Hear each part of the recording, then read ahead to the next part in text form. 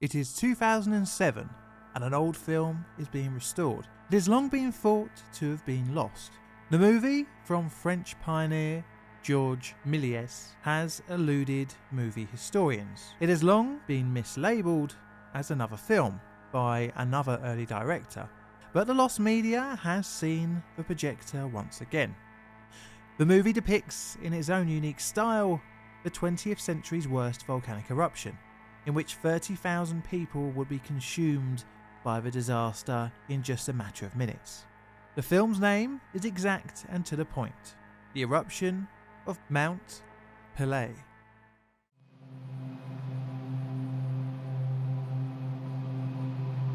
A beautiful island with a deadly inhabitant.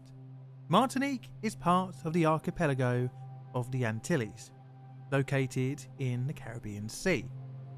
The island is beautiful, with its most prominent feature, Mount Pelée, overlooking all who call the landmass home. The highest point, at 1,397 metres, or 4,583 feet above sea level, and is thought to be roughly 400,000 years old. Although a source of beauty, Mount Pelée has also been the source of death on the island, erupting several times in its recorded history. People have been known to occupy the island since the 1st century, initially by the Arawaks, then by the Caribs. The island was charted in 1493 by Christopher Columbus from his vessel. Europeans on another Columbus voyage wouldn't set foot on the island until 1502. Columbus encountered indigenous peoples who called the island Martinio. The name was bastardized into Martinique over generations of European encounters and settlements. Now, like many other Caribbean islands, its history was post-European encounter, marked by several cases of different settlers: Spanish, French, British, and the accompanying battles and naval skirmishes that go along with colonisation. And when the Europeans weren't fighting with one another, they fought with the indigenous people. But I don't think I can do this part of the island's history justice. Instead, I'll focus on our main point for our story, the city of Saint-Pierre. It was founded in 1635 by Pierre Belin, a French trader and adventurer. It served as the first permanent French colony on the island. It would become one of the cultural and financial centres of the island, but also the source of a lot of poor luck. In 1780, all of the houses in the city were destroyed by a storm surge, which killed roughly 9,000 inhabitants. The city was rebuilt and gradually repopulated, garnering the name Paris of the Caribbean. By the end of the 19th century, the city's population was between 25 and 28,000, but the new century would start off with a disaster.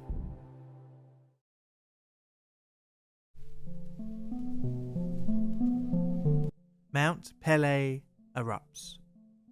Mount Pelée had been indicating it was due for a full-blown eruption since 1792, with the first of two minor eruptions, the second of which took place in 1851. It would take roughly 52 years for Mount Pelée to truly unleash her power. In April 1902, people who had gone close to the top of the mountain noticed sulphurous vapours emitting from newly formed holes, known as fumaroles. Not much was thought of this, as others had appeared and disappeared previously. However, this time it was bad. By the 25th of April 1902, a large cloud emerged from the top of the mountain, throwing rocks out. No one and nothing was damaged, and as such, nothing more was thought of it. The next day, an explosion near the mountain top occurred, coating the surrounding area with ash, and again authorities saw little to be concerned about.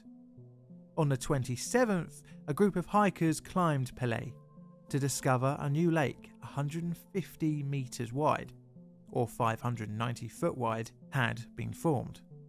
The smell of sulphur was unbearable, and over the coming days it descended down the mountain to Saint-Pierre, some 6.4 miles away. The stench made animals and humans feel sick alike. A couple of villages closer to the volcano were increasingly becoming covered in ash. The Rivière des Perez and the river Roxelane began to bulge at their banks, pushing rubble and debris along their journeys down the mountain. Pelée was warning it was about to blow. A couple of days later, on the 2nd of May, at 11:30 in the evening, Pelée emitted sounds of explosions. The ground rumbled and the mountain blew out black smoke. Half of the island was scattered with pumice, dust and ash. As the second turned into the third, a change in wind direction pushed the ash northwards away from the island. But on Saturday the 4th, ash would once again fall on Saint-Pierre. Some decided to flee the city, but others from the villages around the area sought out Saint-Pierre for refuge. Brief lull came in the morning of Monday the 5th, but by around lunchtime, smoke and dust reappeared.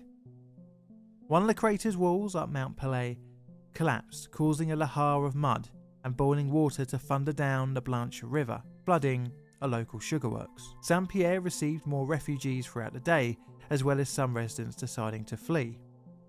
You see, it was thought that the city would be safe. As such, officials encouraged the population to stay put, even refusing ships permission to depart. But it would turn out to be anything but safe. The city was plunged into darkness as the electrical grid succumbed to the atmospheric changes. In the early hours of the 7th of May, explosions rang out from Pelée. The mountain top glowed orange. Another lull came in the form of the eruption of Sulfurière Saint-Vincent on the island of St. Vincent. This smaller disaster was hoped would reduce the pressure on Pelée. At 7:52 on the 8th of May, Fort de France was receiving a radio transmission from Saint-Pierre. Apparently all was looking good, but suddenly the transmission went dead. A mushroom cloud over Pelée had shot up into the sky. A pyroclastic surge shot down the mountainside, sticking to the ground directly at Saint-Pierre. The cloud was travelling at roughly 100 miles an hour, or 160 kilometres an hour, hitting temperatures of over 1,000 degrees centigrade, nearly 2,000 degrees Fahrenheit. Upon reaching the city, it smashed through buildings, animals, and humans alike. Anything that could burn did. A ship, the CS Grappler, sunk, taking all aboard with her. A handful of survivors who were on the fringes of the city managed to make their way out, but most would die of severe burns. The pyroclastic cloud had covered an area of roughly 21 kilometres squared. Saint-Pierre was now silent and cut off to the outside world. The governor of the island, Louis Moutet, was in the city at the time of the disaster. Now leaderless, a standing governor ordered a French cruiser to sail to the city to find out the cause of the silence. She was the French cruiser Souchet, and managed to rescue 30 people from damaged vessels which had tried to escape Saint-Pierre. The city was ruined and burning, and an estimated nearly 30,000 people had perished. The cleanup began within a few days. Systematically, rescuers made their way through the ruins. Many of the dead looked calm, almost frozen in time. It just went to show how quickly the city was demolished.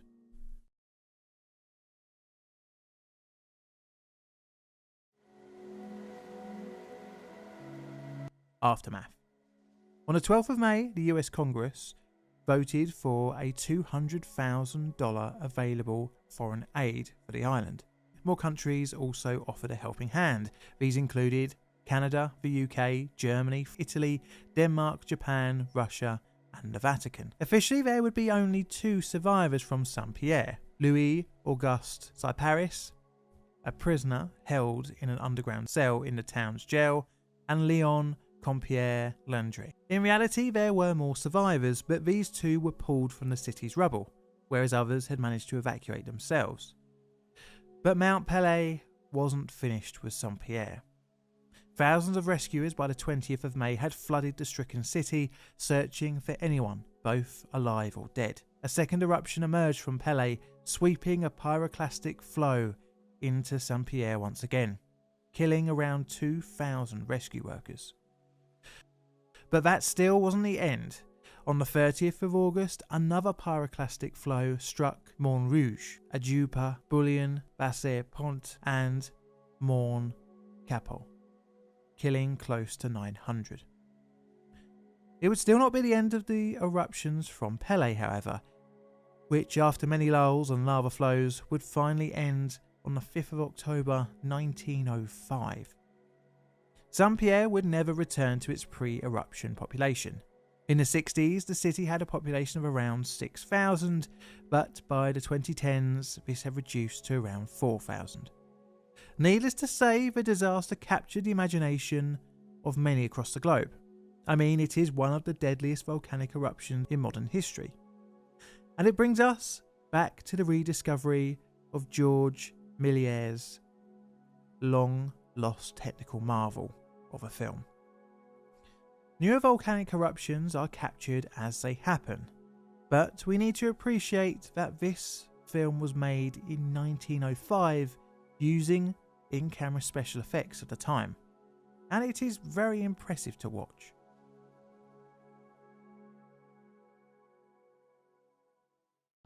This is a Playing Difficult video. All videos on the channel are Creative Commons Attribution Share Alike licensed.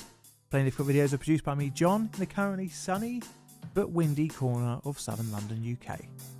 I'd like to thank my patrons and YouTube members for your financial support, as well as the rest of you for tuning in every week to listen to me talk about random subjects.